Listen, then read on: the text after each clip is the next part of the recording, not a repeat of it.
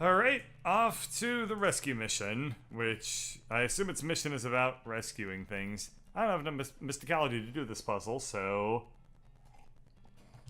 a family of four is attempting to cross. However, the bridge is only wide enough for two at a time, and they only have one lantern to light the way.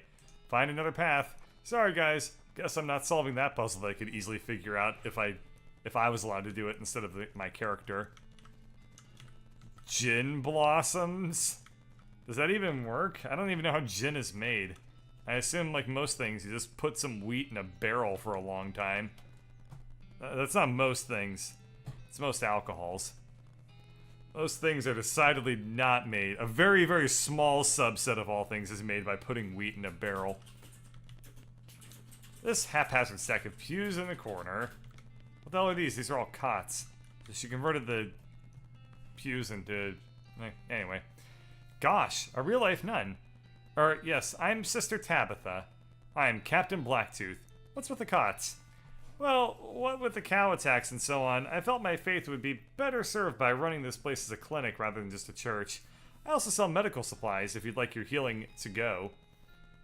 Do you need any errands run or anything? Funny you should ask. I've been experimenting with the healing properties of a purple grass that grows near here, but I've run out. Would you mind picking some for me? It grows near a cave that makes an unusual humming sound. Oh sure, I think I know the place you mean. No problem, I'll be right back with it. Go buy some medical supplies. I want to buy the broken leg pills. You're not sure which is stranger, that these work on at all, or that they only work on legs. What are the other ones? Bottle of laudanum. This tincture of opium is widely lauded as a super great thing that's great to use all the time. Blood building tonic. This patent medicine promises to increase the volume and viscosity of your blood. Army field trauma kit. I already got one of those. Cool. Let's leave and then head back to Dirtwater and give the leg pills, the broken leg pills back. I found the Silversmith's house. We'll just keep her going though. Okay. I've also finally figured out where the map is, but we'll deal with that when I get up, when we get to the map. Okay, we'll give him the leg pills. Phew, thanks, I feel like a new man again. Or this is the same man with a new leg. That's good. Go drink some milk or something, okay? He waves and skips happily away. Well, that was nice. Alright, that was a pretty easy, like, short little jaunty quest. This is where they sell hot dogs, which, by the way, Lady Bird, I hope you're ready for this. I'm never going to be able to say the word hot dog again. Why? Because I'm going to call them hot dogs. I'm going to call them hot dogs. Well, I guess it's a good thing we're vegetarians, huh? I can't call hamburgers hamburgers, I call them steamed hams. Now I can't call hot dogs, I call them hot dogs. If I ever go to a grill barbecue, everyone's gonna think I'm insane. I mean, more so than they already do. No. Yeah. Anyone who'd invite you to a barbecue would know that you play this. No. My bosses wouldn't know. My boss would invite me to a barbecue, and he'd probably be like, Can you be normal? And I'd be like, no. And he'd be like, can you be fired? And I'd be like, yeah, maybe. No. Yeah, no, it's okay. Like you. It's okay. Let's go to the Silversmith's house. Okay. This sign says, Silver Bullet Making Apparatus. Help. Wow. Help yourself. I helped myself. The workbench is a little burner and crucible for melting silver things and some silver molds. It seems pretty straightforward. There's also a vise. You could smash silver bullets into needles if you wanted to. So I can make bullets with the silver cufflinks. On the other hand, let's look at what the silver cufflinks actually do. And then we'll make sure that I don't smash something that might actually be useful to me. Excuse me. If you wore fancier shirts, you might have use for these. Okay, so they are useless, so I'll smash them into the bullets. And I can make needles as well. I'm not planning on going to any weddings or funerals anytime soon, so you figure it's safe to turn these cufflinks into something more immediately useful. Silver bullet. Cool and smooth as a mountain stream, propelled by gunpowder through the flesh of your enemies. Deals extra damage against cows and undead. That's useful to know. I might need those later. I won't make any needles for right now. Alright, how about we go up into the Silversmith's house, pick the lock. There's no one here. Oh, I found another spittoon. Oh. A spittoon. At least, it looks like a spittoon. But it's next to the bed. It might actually be a bedpan. Oh, this got even better. Investigate it. What? Really? I mean, if it is just a spittoon, that's bad enough. But it might be a bedpan, and that would be way worse. Investigate it. I feel like maybe you aren't getting what I'm saying. We're talking about an object that someone probably uses when they wake up in the middle of the night and can't be bothered to walk to the outhouse.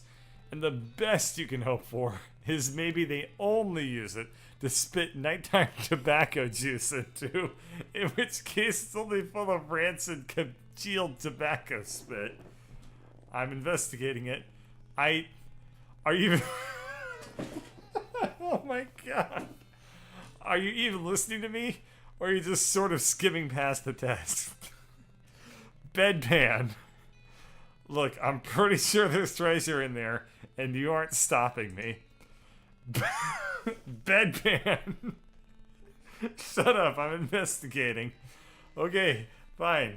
Have it your way. Your own filthy, disgusting way. It turns out to probably not be a bedpan, but it's...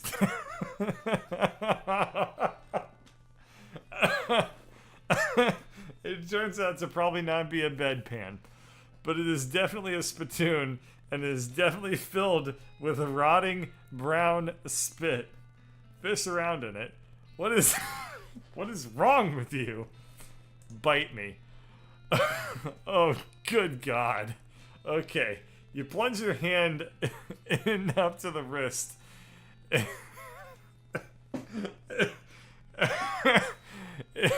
It makes a gloop noise. And breaks the thin skin of congealing toxins that was previously keeping the dire smell in relative check. Now you're choking in a miasma of oily, bitter chaw stink. You know that feeling you get when you're about to puke? How you get that taste way back in the rear corners of your mouth. A metallic tang by the root of your tongue, like you're sucking on a corroded old penny. Just tell me what I found already. You found a filthy, slime-covered old brooch. Are you happy? I bet you're gonna put it on without even washing it first. Revolting brooch. Maybe I will, so there. This brooch would be much smaller if it weren't for the thick layer of tarnish and dried tobacco spit. This item goes in your lapel.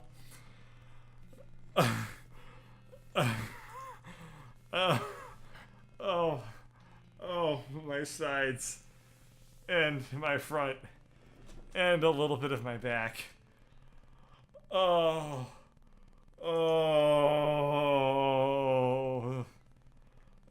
sweet baby Jesus. And Joseph. And the Virgin Mary. All three of them. All three of them together. Let's put on the revolting. No. It has better stats. Ew. My current item has +1, +1, +1. This is +2, +2, +2. I have to put it on. I have to equip it. There, it's on. Boom. Inventory screen closed. Now we can pretend that I'm not wearing a spit-covered brooch. Oh, good God in heaven. Have mercy. That was too funny. Whew. Can you even wash it? Why would you want to wash it? That gets rid of its magic powers. Okay. Hello? Nobody home? Nope. And from all the dust, it looks like they've been gone a long time. Nice. So, things for us being? Whatever isn't nailed down, I figure. Okay, so a stove that I can't open. A shelf with instant grits. If you've got enough grit, you don't even need to add water. Ew. and plum That's pudding. what you ew. The instant grits. Yeah. This bookshelf contains like 90 copies of Johnny Tremaine. Well, it's just because it's the only book that was written at that age. There's nothing weird about it, though. It's too neatly organized. Like, maybe the guy was hiding something. Don't feel bad, Johnny Tremaine. At least he lives in exciting times. Search for secrets. Tucked behind the corner, tucked behind one of the books, you find a small envelope filled with receipts. About half of them are from a shop called the Silver Plater. It was crooked. The Silversmith was selling cheap fakes. Oh well, he's gone now, and so are most of his customers. No sense in stirring up trouble at this point. You write down the location of the shop. Might come in handy. Let's hit the road. I'd also crack the safe, except I can't. Which is a damn shame. Oh well. So that was awesome. That was great. I love that whole section. Anyway, I just now figured out that this kind of looks like Washington. You just noticed? Yeah, I just now noticed that this looks like the upper part of Washington. It does. Yeah. Like here's Seattle. It'd be like right around. Well, actually, Seattle would be right around here. Yeah. This is more Tacoma area. But yeah, I'm playing that game. But here's Seattle, and then like around here would be like the Coobs, and then here's where. Oh, I see. So where the desert ends and where the pine trees begin is where Canada begins. And I guess this is roughly the. I guess the railroad roughly constitutes the border. So I live in this state, and there's not a whole lot of desert to be found. No. I don't think there's also a mountain range that goes straight through like this. But hey, maybe I'm wrong. I mean, I feel There's like... a mountain? Yeah, but so I guess this is Mount Rainier. I don't know. This, like, I feel like the scale is that this is basically like the north, like the corner of Washington, right? Like, I don't think that this is like Washington and then here's Montana or something. Like, I think that, does this represent the Rockies? Maybe it does. But then why is Washington so goddamn enormous? It's like this little part. The Rockies don't cut into Washington. Yeah. This is confusing. I'm not going to read into it too much. Let's just say it's an abstraction on the Pacific Northwest and call it a done deal. Alright. Where do I go from here? I guess we would want to go... We have a ton of new stuff all the way at the very, very north in Canada. I guess we'll do the Snake Spring, though. That's the furthest south thing that's up north. You hear a dry cough behind you and turn to see a skeleton dressed in a moldering old tuxedo and a silk top hat shuffling toward you, gesturing angrily with his walking stick. The funeral lily pinned to his lapels gilded, as are all of his teeth. Guess he was trying to take it with him. I guess I'll schmooze some free loot. Good afternoon, sir. I must say I did not expect to meet such an esteemed gentleman in such a low-class environment. Have you perhaps lost your way? Please, allow me to direct you back to civilized lands.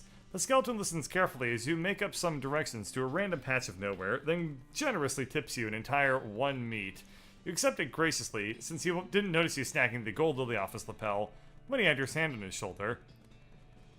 You know, they said this is not a thing you should do, but it looks pretty great.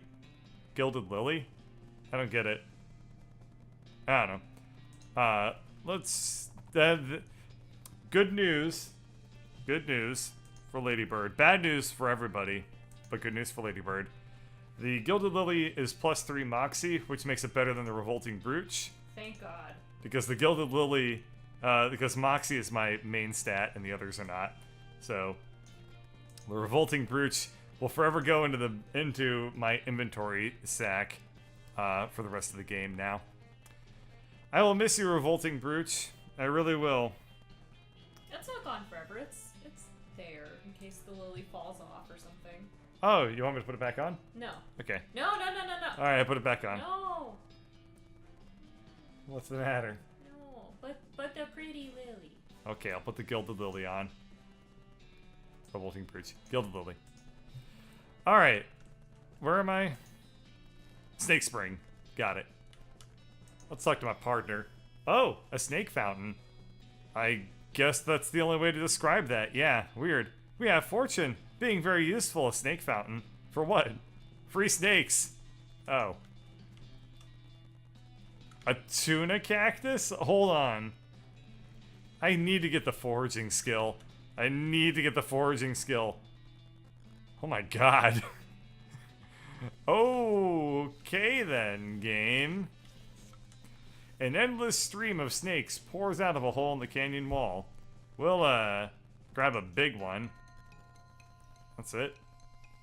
I can one-shot this bastard. Alright. What about a handful? Oh, that's a lot of snakes. I will use the shoot nanny skill. Hopefully that'll one-shot at least a couple of them. Yep, 2 of them. Works out well enough. We'll summon a Gary. Wow. These snakes just whooped that, like, Gary clone's butt. Oh well, let's use the pistol attack on this snake. That'll probably kill it. There we are. Wow. Wow. Why even have other party members, huh? Did I pick the most useless one in the game or something? Did I pick the hard mode character to roll with? I don't know. This is pathetic. He deals 1 damage because he uses Gary Fu. And then all of his clues are cryptic as hell. Ah, whatever. Snake Spleen. The spleen is the seat of the fiery humors, or at least that's what you've been told. You don't have much of a sense about humors. Gain 3 venom and 2 medicine. Okay, so I guess this is just an infinite thing of snakes that can recover my snake briefcase with more snake stuff. I guess that's kind of useful.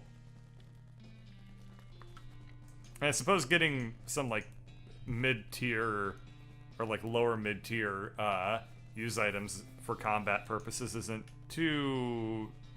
nothing to sneeze at. So, that's neat. I guess this represents the Rockies, but boy, this scale makes no sense. Makes no sense at all.